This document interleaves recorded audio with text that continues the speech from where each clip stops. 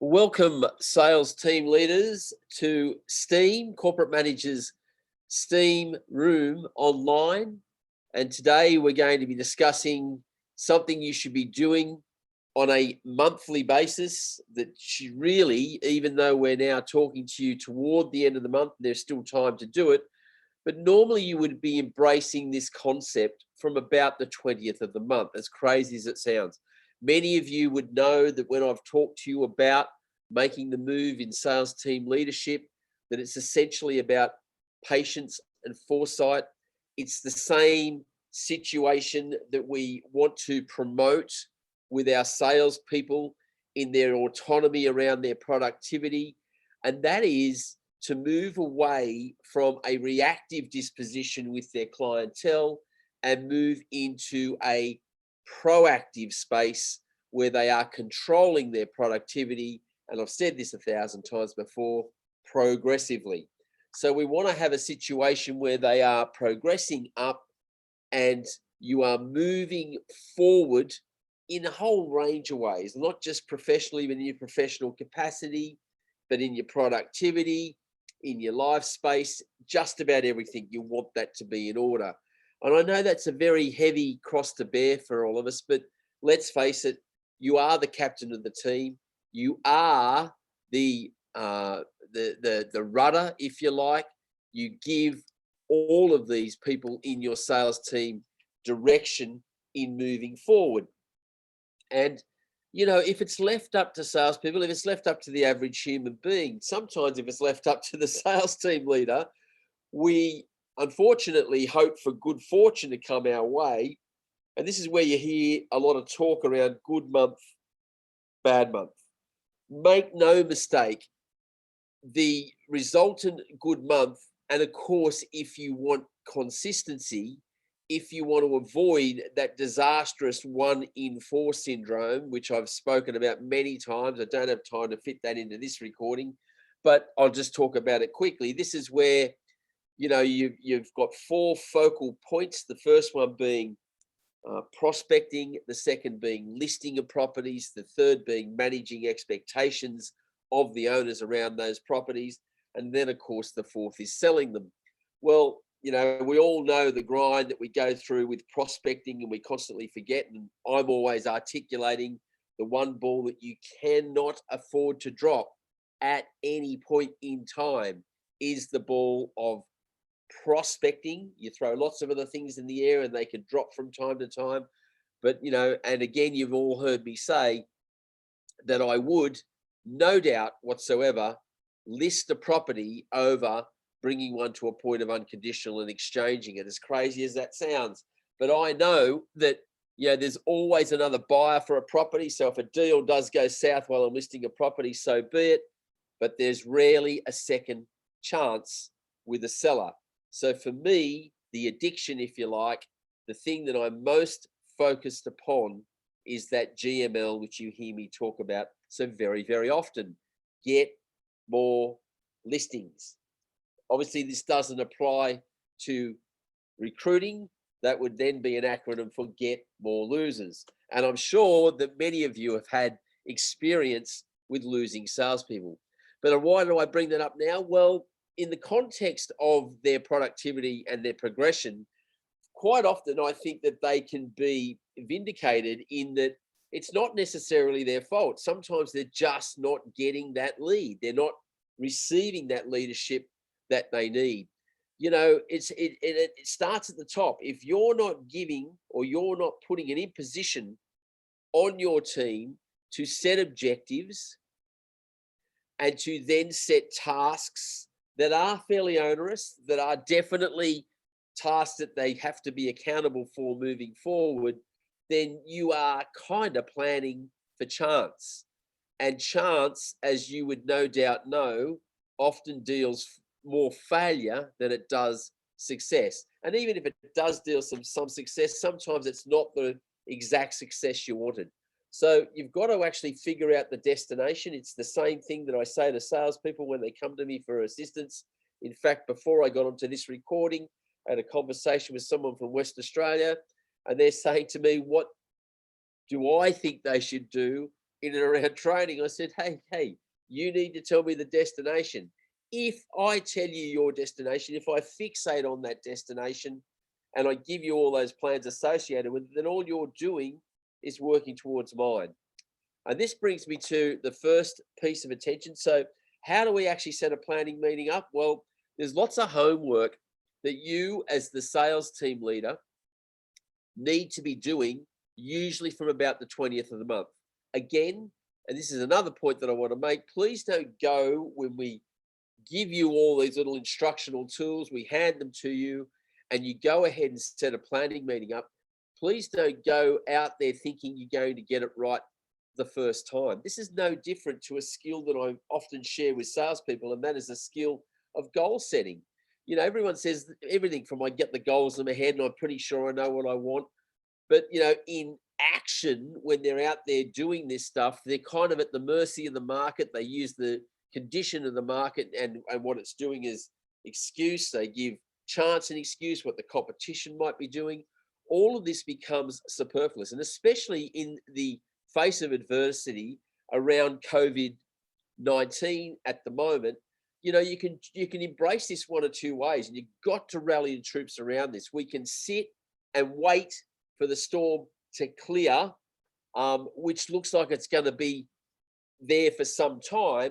So you could perish whilst waiting for the storm to calm, or you can embrace the opportunity that this presents, recognizing that most of your competition won't be engaging in, especially something like this. You know, I can almost tell you straight away that most teams don't invest the amount of time that they need to in setting up plans on a monthly basis around short-term objectives to achieve for the month.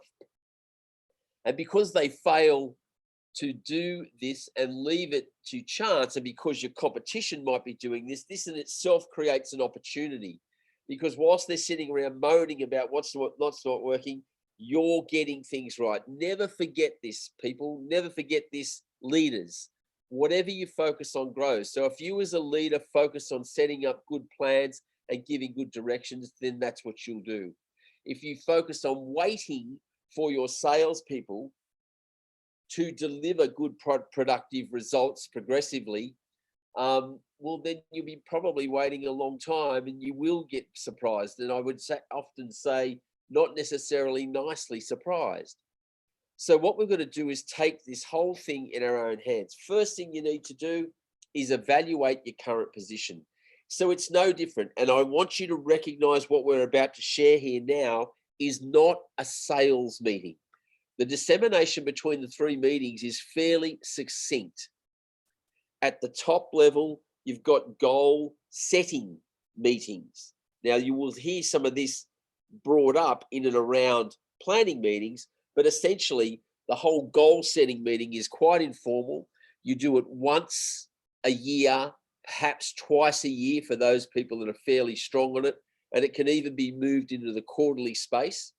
I'm not object to that. I've always been comfortable with every 6 months, but I know of many companies that focus on doing this, and they do it pretty much in conjunction with their performance reviews in and around staff members there. And I think that's not a bad thing. But, you know, if you've got a good handle on this and you know where you want to go, let's say over a 12-month period, to break that down into the 12 months, understanding how there might be some seasonal shifts and other little bits and pieces that get in the way, you can succinctly control productivity. But like everything, it has to be done in a premeditative fashion. When the flag drops, if you're then trying to put a plan together, I've got to honestly say to you, it's a little bit too late. So it's the little habitual points that I'll bring to light as we move in and have a look at briefly the agenda. Obviously, in half an hour, I can only cover enough around that agenda, what it might mean. I won't be as thorough as you would like it to be, but on subsequent recordings with what we're going to be doing here, it's going to be probably just about every week throughout the year or the major part of the year. So it will be habitual, just constant reminders. And every time we come up to that planning meeting, more often than not, I will be mentioning some little tidbits that you have to install along the way. First thing that I suggest to you, culturally speaking, is that you create a 28-day month. So this would leave February a little short, except for once every 4 years. But basically, if you call each month on 28 days, 4 weeks fits into that nicely. You can structure your plans around that. As a leader, this gives you some space with what we refer to as the in-between days, the 29th, 30th, and 31st. And these can be afforded to goofing off for performers, those that actually achieve the results they need to achieve. It can also be utilized for catch-up for those, again, operatives that fall a little bit short of their targets. And if they are that, and if you want to get them in the proactive space, sometimes it can be used to get a head start.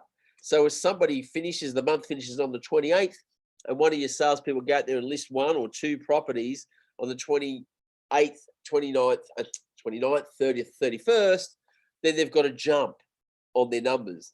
And you'll see that this is the common theme. Another thing that I ask you to embrace. So for me, there's checkpoints. I like to check in with my month, at a third of the way through, at the 10th, the 20th, and the 30th. First up, and I just ask you to write this up as a checkpoint, is I want to achieve half the result in 1/3 of the time. So by the 10th of the month, I want to be halfway through all of our objectives. And if I'm not, the alarm bells are going off early. So I'm encouraging this with salespeople. I'm certainly encouraging it in and around planning. Yes, there are some conservative measures that I take to stop people sort of losing their head and start saying that I'm going to shoot for the stars, and that that's not practical and it's not likely to come to fruition. So that's the first checkpoint. So we want to break its back early. We also want to get everyone, and the thing I'm constantly explaining to salespeople is we want to move away from this reactive behavior. We want to get into a space where we are ahead of the game all the time. So we're looking to be proactive rather than reactive. And I teach this in Sales Trainer, have done for a number of decades now. And I say that whenever you're in a reactive disposition, this just adds up to work. It adds up to a grind. It adds up to a hustle. It's not pleasurable. It's stressful. The anxiety kicks in because you're kind of like trying to plug the holes in the dam, and you're trying to produce at the same time. So a reactive disposition is left to those people who like to pride themselves on the grind, the hustle, and working hard. For us thinkers, and I hope you're one of them, for us that like to think about our way through the maze before we tackle it, the proactive disposition is one of envy. Whenever you're in a proactive disposition, you are totally in control of the situation.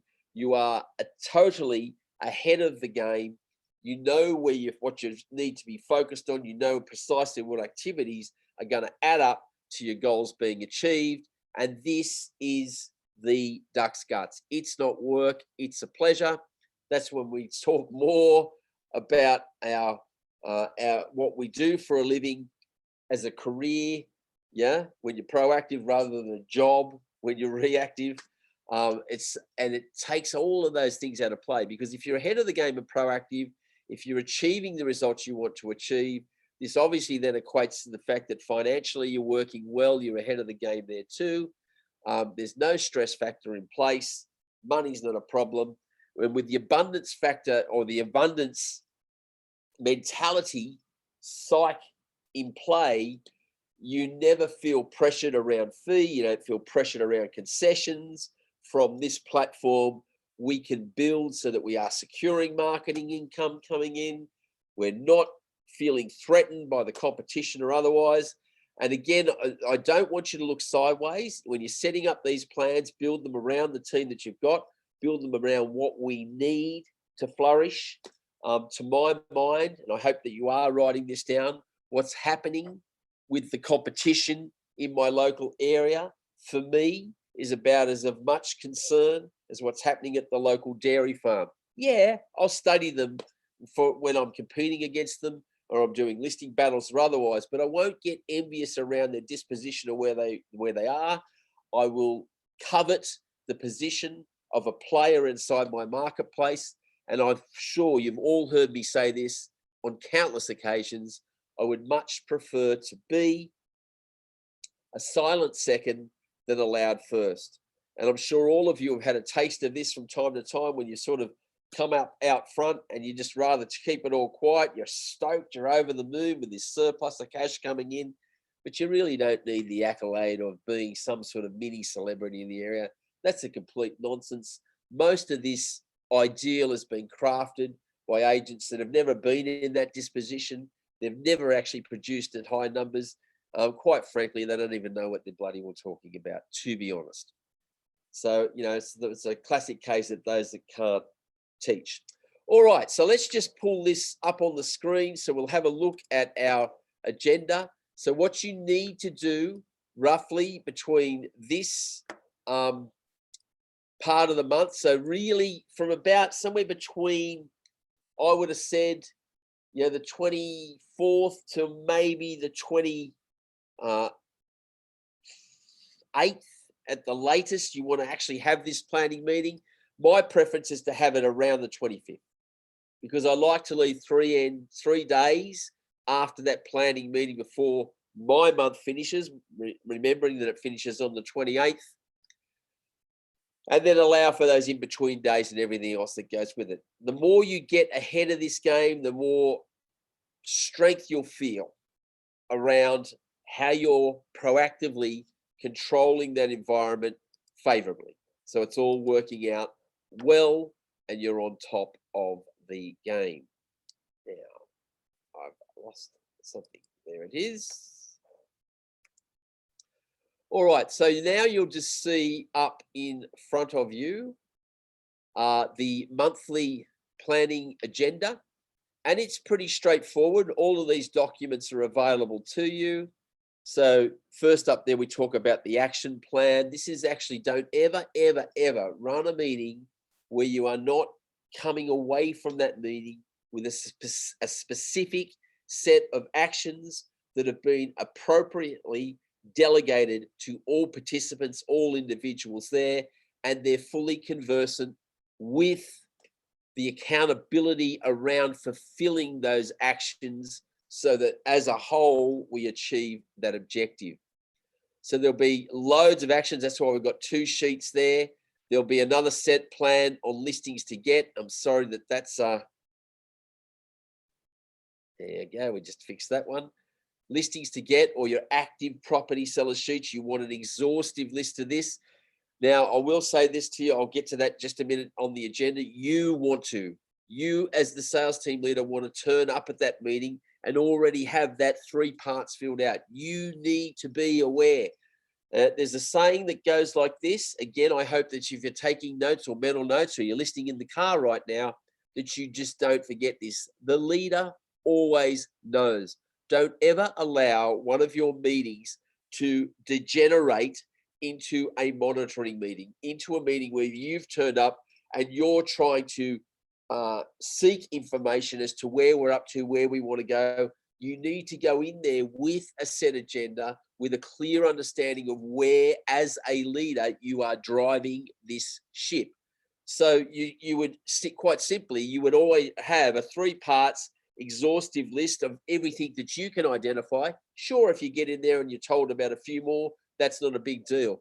But if you go in there and you're already across lots of information, this will impress the participants. This will impress the salespeople.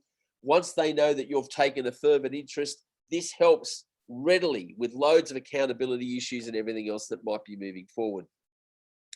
And then of course, this also has jumped out. The last list that we have is that of FAB property. That stands for find a buyer. I'll just go back up the top here to the agenda and we'll start rolling out all of the little bits and pieces as they pertain to a planning meeting. So you start with last month's actions. If you haven't been doing this before, then of course, this will be new to you. You can skip this one almost straight up. But at the next meeting, the very first thing you check is all the actions that were designated, that were allocated, yeah, responsibly to each individual, and check that they've fulfilled these objectives, that anything they may have volunteered for otherwise.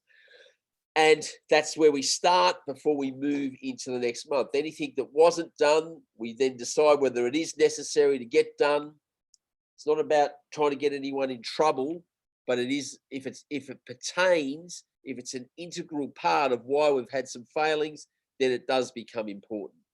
Then we move into the monthly theme. I cannot stress how important it is to have everyone right across the team talking about whatever it is, the overall contextual objective that we're trying to achieve this month. Always remember John McGrath. There's many things he has taught me over the years that have held me in good stead. I must admit, most of those have been pertaining to marketing and some actual sales stuff inside of real estate. But this one I just loved. He said that what they did inside the McGrath organization, and there's many things that they didn't get right, I've got to tell you, but lots of things that they did. And he said what they would do is they would focus on one thing at a time and just get it absolutely perfect as best as they could. And I always remember looking at his website. It was so beautifully done. And it lasted for about a decade. Now, I don't know many websites that have stood up for over a decade. His was certainly one because he adopted that thing. I think if you set a theme for the month and draw attention to a progressive focus in and around that, you might say, you know, I know one team right now that could probably put a lot of energy into focusing on getting the procurement on their sellers openly investing in their marketing products, investing, not feeling like they're being subjected to vendor paid advertising. That could be one. You know, you could have a theme on just having a huge listing month. You could have a theme around getting dialogue right, or perfecting the listing presentation, or maybe getting some visuals right, or, you know, improving your welcome home. So introducing some components and just having a welcome home mode and getting that right, because we know that that appeals to prospective sellers. So there's another one. You then set dates for any activity or training required. So if there's going to need to be training, you then say, well, here's the dates that we need to do. This is what we need to do on a weekly basis. If we've got a D-Day, that one I just mentioned with marketing, you know, I might say, okay, we'll just have a complete amnesty on not getting fee. We won't worry about that too much, but we're going to drive it towards this date. 3 months down the track, and on that particular day, no longer will the option be available to give marketing away, to actually say that the company will finance these things, and we'll work toward it. There needs to be some goal and reward around that. That's not really the main thrust of what this meeting's around, but I'm sure you do understand. So, you know, you set dates for activity, training, and everything else we need to fulfill that. Then you move to goals and targets. Now, this is a very important area. As a leader, you should have evaluated each salesperson, and you should have predetermined in your own mind what goals and targets ought to be set around that. That can sometimes, there's always this minimum performance standard. Always remember that a team is dragged up from the bottom. So if you find yourself setting a target that's so bloody low that you're wondering why you're employing them, I'm sorry, but now it's time to let them go. They'll be happier somewhere else. Get them off your team. Don't hang on, because this lowers the standard of the whole team altogether. So you've got to have a minimum performance standard.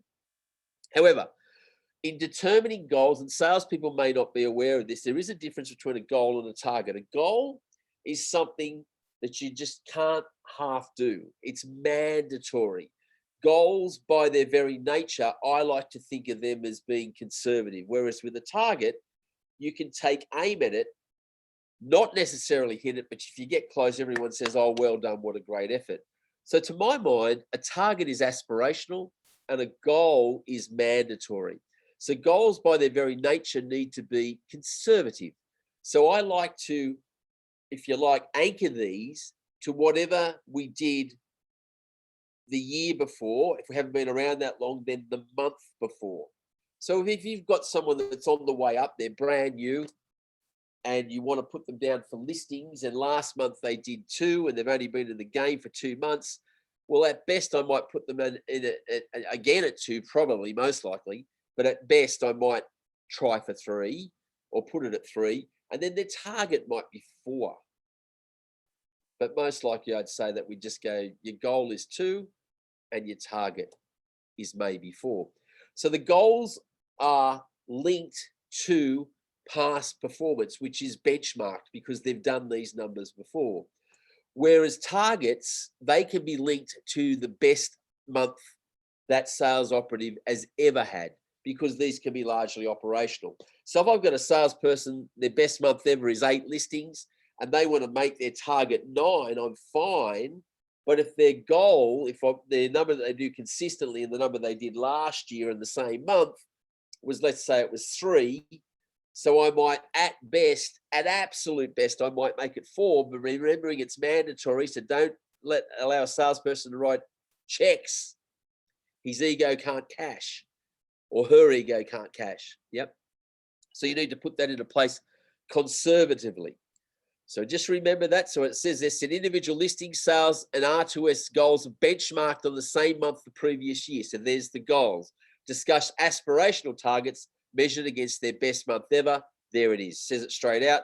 And then collate those goals and teams and listings onto a whiteboard. If you don't have the control board, that's okay. That subject matter's coming up, how that's ruled up, where that's positioned, what sort of view people have on that, how it's interpreted, what numbers need to put up there. Should we be counting dollars or should we be counting productive sales? I'll get to that at a later date, but you need to have a scoreboard. As Vince Lombardi said, if winning isn't everything, why do they have a scoreboard? Then we move into the listings to get. And as I said, you've already got as much as you could have gotten from all the previous sales meetings and exhausted all of the listings to get, all of the active property sellers, yep, that are imminent and coming on, and everything we need to plan around those. And then you need to ask even more for whatever others we've got coming on. So salespeople contribute to an exhaustive list of possible listings to get, determine the current status of each opportunity, and what you're looking for as the sales team leader is opportunity to advance them on further, to check what's going on. Quite often salespeople are overly badgering these people, just following up with verbal calls. There might be some opportunity, which I'll talk about in just a second, for passive contact, to be giving them value added information, independent of a salesperson just ringing them up and driving them mad about price and all these other issues that really don't pertain to value, that really don't have a correlation to value for the seller. We want to avoid that.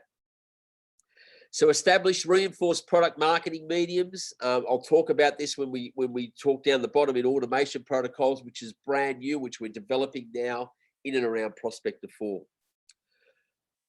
And commit activity to the action plan task. So whatever action you want to say, like you might say, this person needs to see the property seller's research guide, and we need to be inviting them across to open for inspections. Are they on the SMS list and receiving SMSs? So if that's the case, you put them down and they go into action plans on your action task list.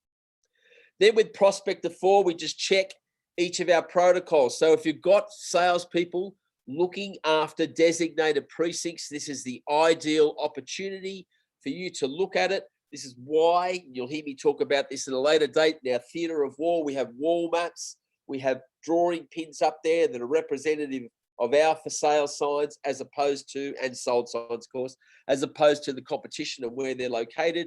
And from there, from that theatre of war, you can actually see why it is that you might be struggling with traction, why you might be struggling with momentum, or why you might need to engage in foothold activity. So again, with foothold activity, we can plan it to be taken on these precincts, whether it be for sale card, Fat Boys, PMBX, Amazing Grace, for sale by owners, to let by owners, or other agents' signs down. Many salespeople, or many sales associates, I should say, just recently, I've had to actually get them back in and just upping some of the foothold activity, not because they don't have a foothold or they haven't got presence, just to reinvigorate that presence. And it only takes a week or so if they've laid the foundations beautifully. Then we move, so with traction actions, ensure the activity numbers are adjusted, that you've got this rollover, that you are leveraging off the front end, the medium part, and the back end of listings. So make sure that we're looking at, is PSRG being sent out? LA Women's, are they going out? Which of course is the just listed. Welcome home invitations, so bloody important these. They're the one thing that people drop as soon as they start to get a couple of listings and make a couple of sales. Market roundups, sellergrams, Telegram, Sam, anything like that. And then, of course, with momentum tasks, are we constantly getting and feeding back to the market our recommendations, our accolades, and our testimonials? And now I want to talk about automation protocols, passive contact mediums, post-identification and presentation. This is something the company should embrace. You should have a passive program for validation and for product reinforcement that goes especially from identification of a seller, but especially from the listing presentation and beyond. So if you can identify those that have been to listing presentations, you should automatically initiate the passive contacts that move along. And you can see I've got some listed there. The property sellers research guide in a digital format should be sent to them. I would send it from the company, from your marketing department. Yes, with the blessing of the salesperson, but also to be seen from coming from your communications from your company. The SMSing of your results in real time, twice a week, every 72 hours or so, that they see sales results. And the words of those SMS texts need to pertain to fulfilling motives, especially in the market going forward that we have. To-view websites, so individual property websites, if you're sending these out and incumbent sellers are seeing examples of these, this is great passive contact. It's a value add. Nobody's going to complain about it, and they can see the value as it sits inside. Invite them continually to open homes. Even if you met them in an open home, you still want this to be going on. Of course, your monthly newsletter, your market roundup tells them what's going on in the market and what their property might be worth. Again, sending out recommendations. I would refrain from these big sites, like agent accreditation sites like Rate My Agent. I'm not saying they're a bad thing, but you don't want to use them at the front end, especially before having done a listing presentation, because they actually introduce that prospect to your competition, and you don't want that happening. Even if you're at the top of the heap, they're still introducing a competitor, and they might go to that competitor for no other reason that they're hoping to get a discount on the fee that you've got on offer. So don't use those sites in prospecting. And then, of course, in and around, the last one is buyers. One of the things that fascinates me is that we quite often forget that, property sellers come to us because they assume we already have buyers. So when we give them this nonsense about paying for advertising to get buyers, it just doesn't sit well. So I like to concede that with sellers straight away. I say, no, you don't necessarily need to invest in any form of marketing, especially advertising, to find buyers. We've already got them. In fact, finding a buyer is the easy part. Yeah, it's what you do with the buyer. That's what you pay us for, because that's the difference between a good result and a great result and everything else that works in our favor. And then last but not least, by no means least, because this will become an ever more increasingly big issue on your agenda as we go into what I believe will be an oversupplied market. And that is R2S, R2S standing for reduce to sell, FAB standing for find a buyer property. These are properties that you as a sales team leader identify as having an acute motive, but at the same time, they might be overly expectant with price. We need to start to bring these up at these planning meetings and determine some actions that need to be taken with these owners to get these priced more realistically inside the market and to move them on. So we review and evaluate on motive first and then price. The A and B grade listings confirm motive, and we set the R2S. We then ask the salesperson if they're ready to embrace it. If they don't want to go down and do that reduction themselves, or they're not confident, then we ask, is the sales team leader to intervene? Yes, that is you, sales team leaders. And then we get some sort of confirmation letter.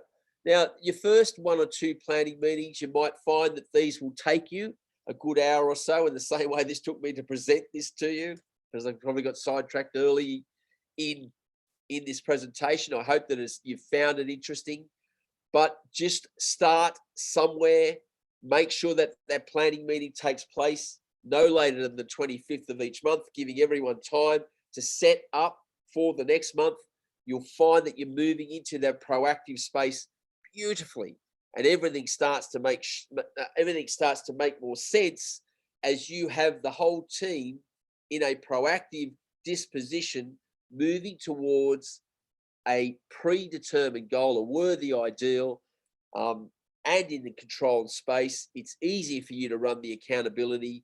And as soon as we practically can, we'll get to a session where we start to talk to you about how the weekly sales meeting, is directly linked to this meeting being set up beautifully, and that your productivity or your results orientated meeting on a weekly basis will just go off like clockwork. And after a while, these meetings will take less time, they'll never be boring, and everyone will be giving you the required feedback that you need. My name's Mark Dwyer. You can reach me at Mark with a K at corporatemanager.com.au, or my phone number is +61 410 592 165. Thank you so much for tuning in, and I look forward to talking to you next week when we get rolling on Steam Shop.